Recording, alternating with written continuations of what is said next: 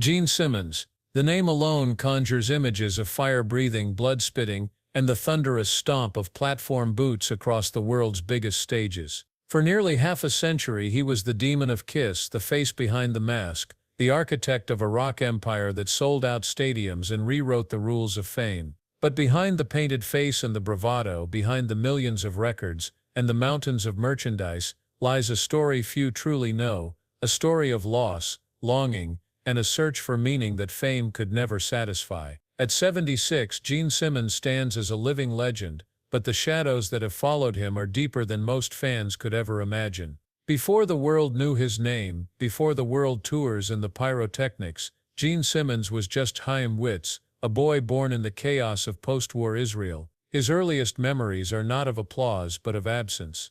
His father, Ferry, left the family when Gene was just 8, vanishing into the fog of another life, another country. The wound of abandonment would shape Gene's heart for decades, a silent ache that no amount of success could ever truly heal. His mother, Flora, was a survivor in every sense, a Hungarian Jew who endured the unspeakable horrors of the Holocaust, losing her family, her childhood, and nearly her life. She arrived in Israel with nothing but scars and a will to survive, raising Gene alone in a tiny apartment in Haifa, where every meal was a victory, and every day was a struggle. Gene's childhood was marked by hunger, both literal and metaphorical. He was hungry for food, for security, for a father's love, for a sense of belonging in a world that seemed determined to keep him on the outside. He learned early that the world owed him nothing, that survival was a matter of grit and cunning. He watched his mother work endless hours in a factory, her hands raw and her spirit unbroken,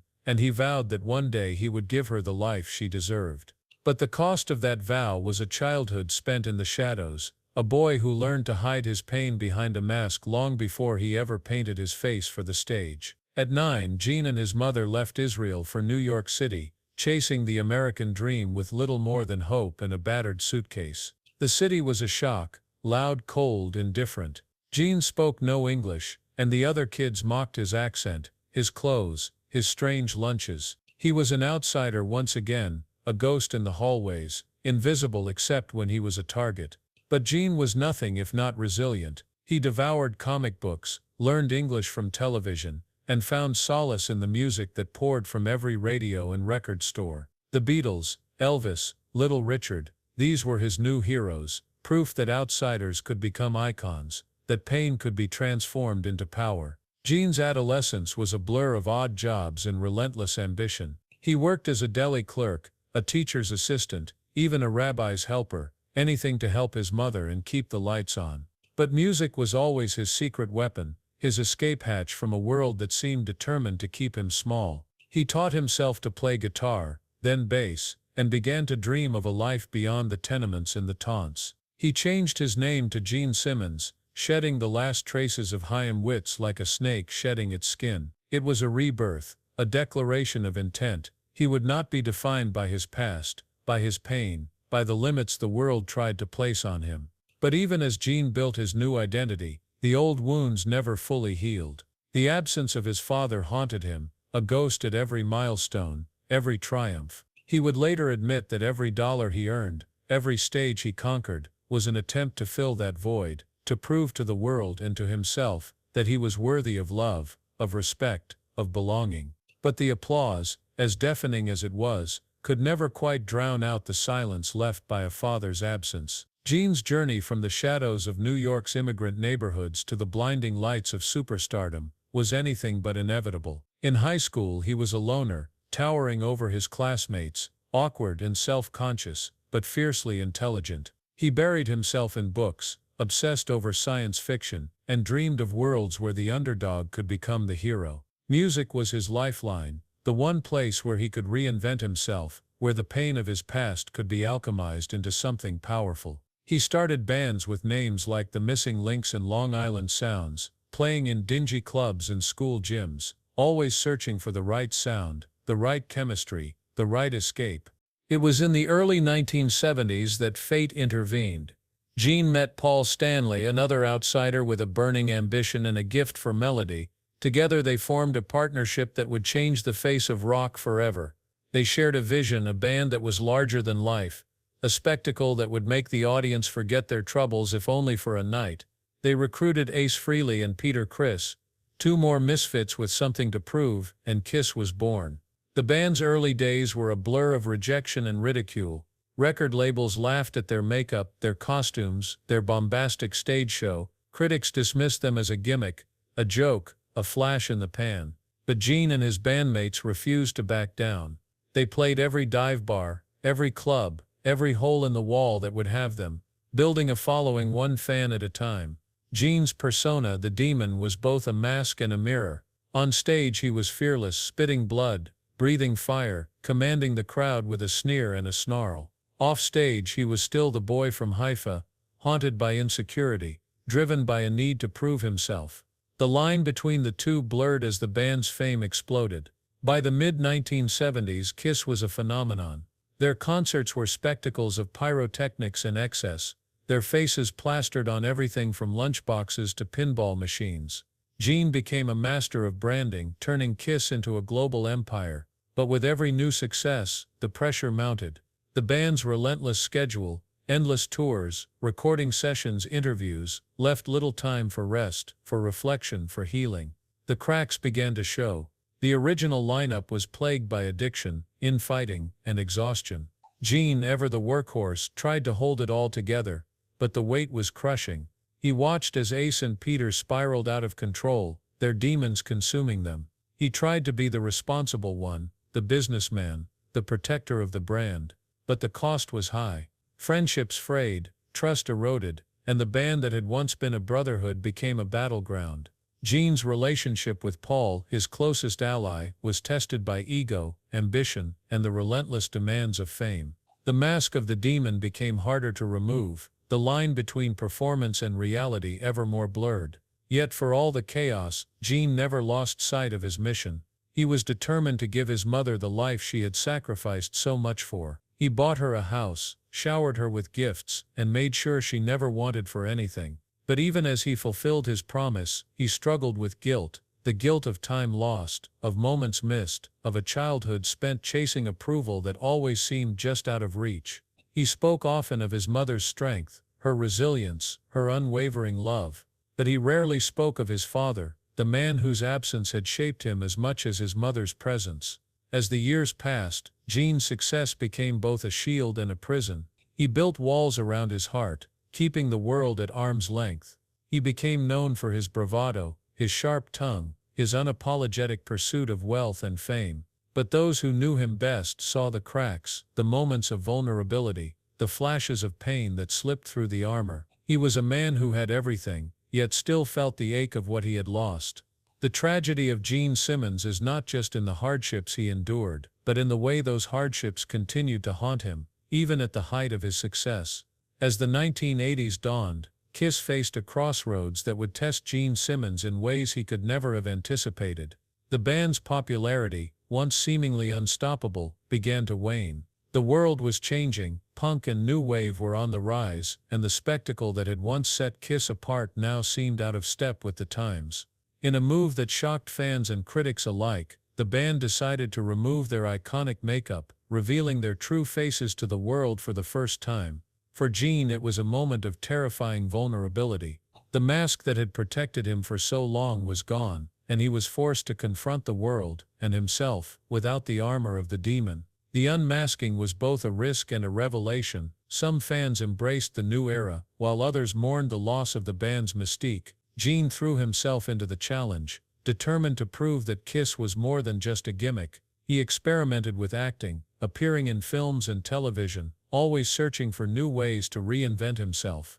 But the pressures of fame and the relentless pace of the music industry took their toll. Gene's personal life became increasingly complicated.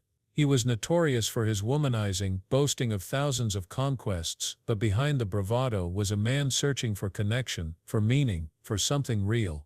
The relationships he formed were often fleeting, transactional, a way to fill the void left by his father's abandonment and the loneliness of his childhood. He kept people at a distance, afraid to let anyone get too close, afraid to be hurt again.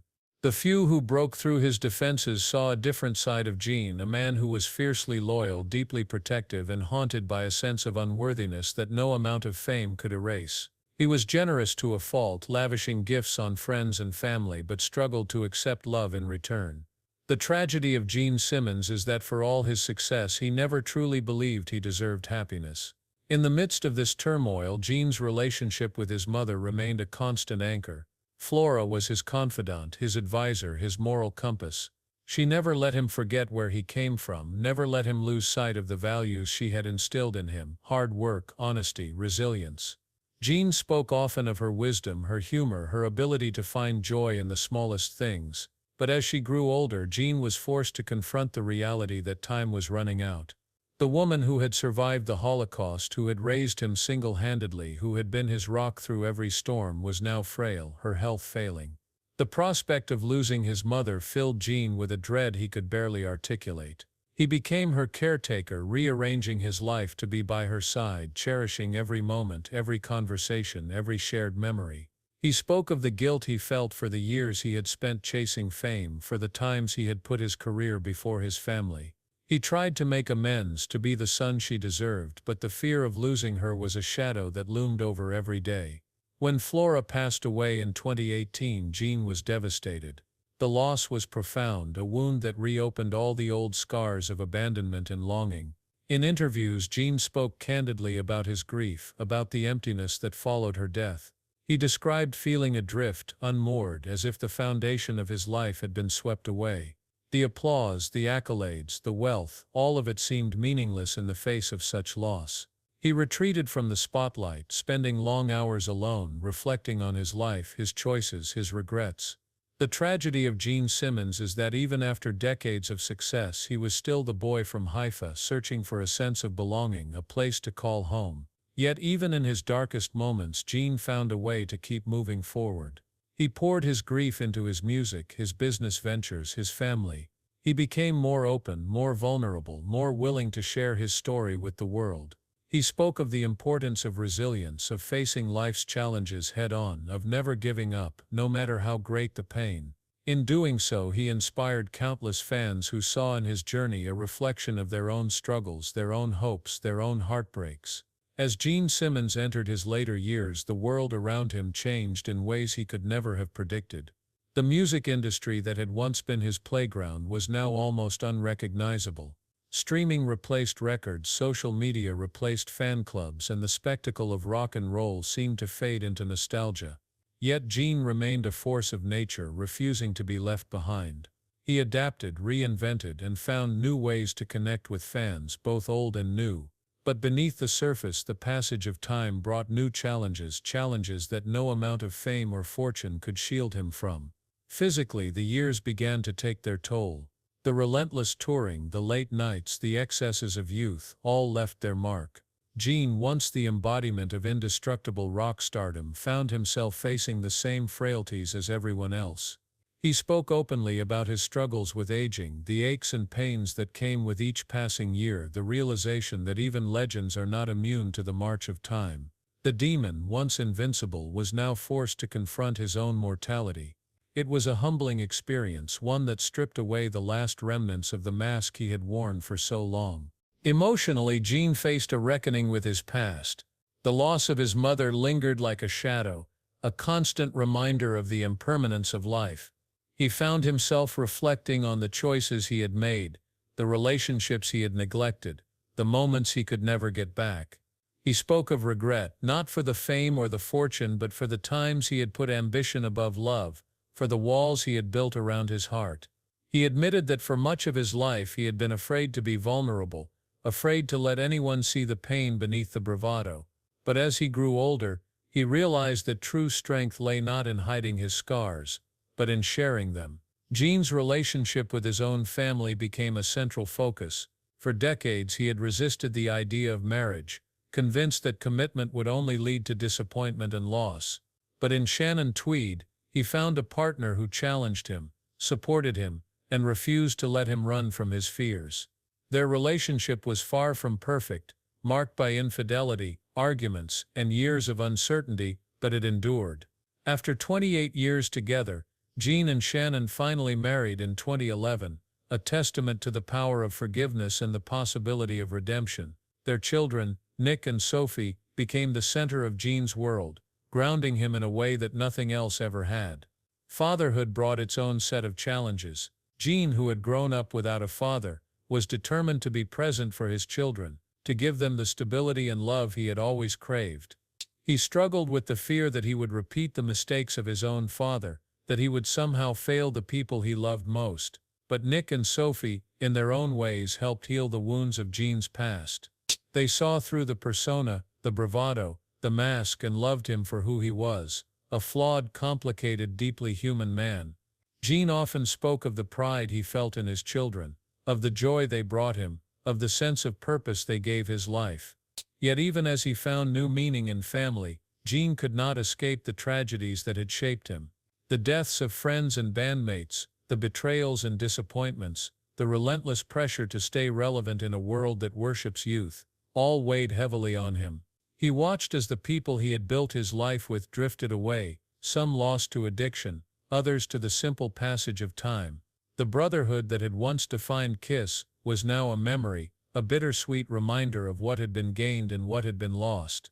Gene spoke of the loneliness that comes with survival, the burden of outliving those you love, the ache of knowing that every triumph is tinged with loss. Still, Gene refused to be defined by tragedy. He embraced the lessons of his past, using them to guide his future. He became an advocate for mental health, speaking openly about his struggles with depression and grief. He encouraged others to seek help, to break the silence, to find strength in vulnerability.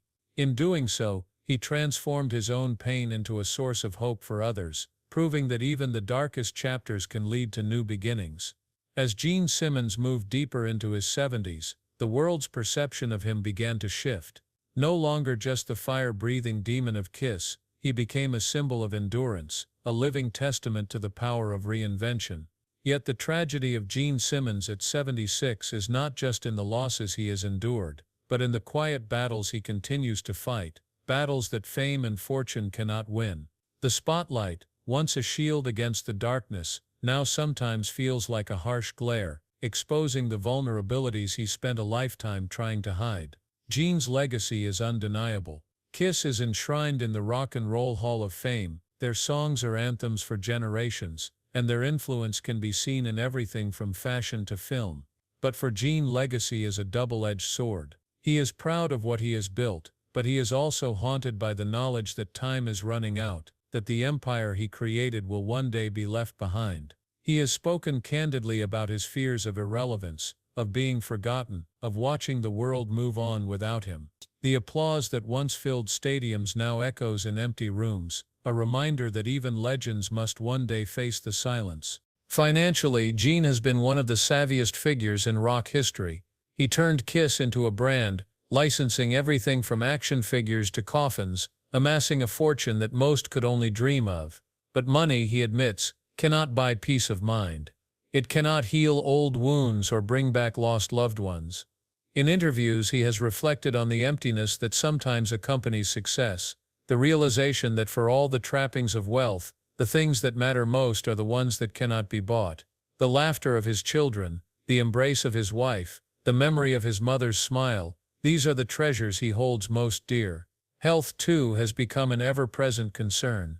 Gene has faced a series of medical scares in recent years, minor surgeries, hospital stays, the inevitable aches and pains of age. Each new challenge is a stark reminder of his mortality, a confrontation with the limits of even the most indomitable spirit. He has spoken about the fear that comes with each doctor's visit, the anxiety that lingers in the quiet moments, the knowledge that the body that once seemed invincible is now fragile. Yet, in typical Gene fashion, he faces these challenges head-on, refusing to surrender to despair. He exercises, eats well, and maintains a relentless work ethic, determined to make the most of whatever time he has left. The world around Gene has changed, but some things remain constant. His relationship with Shannon has deepened, forged in the fires of adversity, and tempered by years of shared experience.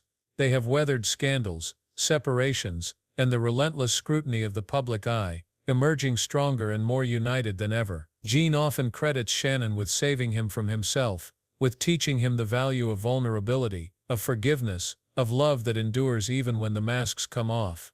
Their marriage, once a source of tabloid fodder, has become a testament to the possibility of redemption, a reminder that even the most damaged hearts can find healing. Gene's children, now adults, have become his greatest source of pride. Nick, a musician and writer, and Sophie, a singer and actress, have carved their own paths, refusing to live in the shadow of their father's fame. Gene has encouraged their independence, supporting their dreams while resisting the urge to control their destinies. He has spoken of the joy he feels in watching them grow, the satisfaction of seeing them become their own people. Yet, he also admits to the fear that comes with letting go, the anxiety of knowing that he cannot protect them from the world's cruelties, that he cannot shield them from the pain he knows all too well. As Gene approaches his 76th year, he is more reflective than ever. He spends long hours in his home, surrounded by memories, by mementos of a life lived at full volume. He writes, he paints, he listens to music, finding solace in the simple pleasures that once seemed out of reach. The tragedy of Gene Simmons is not just in the hardships he has faced, but in the realization that for all his accomplishments, the search for meaning is never truly over. In the quiet moments that now fill his days, Gene Simmons often finds himself looking back, not just at the stages he's conquered or the empires he's built, but at the boy he once was, the child who watched his mother's hands tremble as she counted coins for rent, the teenager who stood alone in a foreign land, desperate to belong, the young man who painted his face not just to entertain, but to hide the pain he carried. At 76, Gene's life is a tapestry woven from triumph and tragedy, from the thunder of applause to the silence of loss. And as he reflects on the journey, he is forced to confront the truth that even the greatest legends are in the end, only human. The world sees Gene Simmons as a titan, a man who bent the music industry to his will, who turned his name into a brand, who seemed to defy the very idea of limits. But those closest to him know a different story. They know the man who wakes in the night, haunted by memories of a father who never came home. They know the son who still hears his mother's voice in the quiet, urging him to be strong, to be kind, to never forget where he came from. They know the husband who, after decades of running from commitment, finally found the courage to open his heart. They know the father who, despite all his fears, has given his children the love and stability he never knew. Gene's story is one of contrasts, of masks and revelations, of bravado and vulnerability, of soaring highs and crushing lows. He has been both the architect and the prisoner of his own legend, celebrated and misunderstood in equal measure. The tragedy of Gene Simmons is not that he has suffered, but that his suffering has so often been invisible, hidden behind the spectacle, the swagger, the carefully constructed persona. For every moment of glory there has been a moment of doubt, for every victory a private reckoning with the ghosts of his past. Yet in recent years Gene has begun to let those walls fall. He has spoken more openly about his struggles with depression, about the emptiness that sometimes follows even the greatest successes. He has admitted to mistakes, to regrets, to the pain of relationships lost and opportunities missed. In doing so, he has offered his fans something more valuable than any song or show, a glimpse of the man behind the mask, a reminder that even the strongest among us are not immune to heartbreak. Gene's philanthropy has also become a defining part of his later years. He has donated millions to causes close to his heart, supporting veterans, children's hospitals, and Holocaust education. He has used his platform to speak out against anti-Semitism, to honor his mother's legacy, to ensure that the horrors she survived are never forgotten. In these acts of giving, Gene has found a measure of peace, a sense of purpose that transcends fame or fortune. He has discovered that true greatness lies not in what you take from the world, but in what you give back. As the sun sets on his career, Gene Simmons faces the future with a mixture of acceptance and defiance.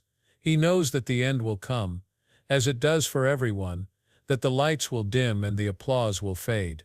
But he also knows that his story will endure, not just in the records and the merchandise, but in the lives he has touched, the lessons he has learned, the love he has finally allowed himself to feel.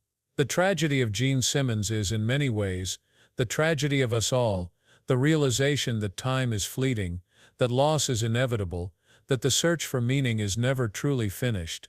But there is also hope in his story, hope that it is never too late to change, to heal, to forgive. Hope that even the deepest wounds can be transformed into wisdom, that even the loneliest hearts can find connection. At 76, Gene Simmons stands as proof that resilience is not the absence of pain, but the courage to keep moving forward, to keep searching for light in the darkness. His journey is a reminder that behind every legend, there is a human being, fragile, flawed, and in the end heartbreakingly real.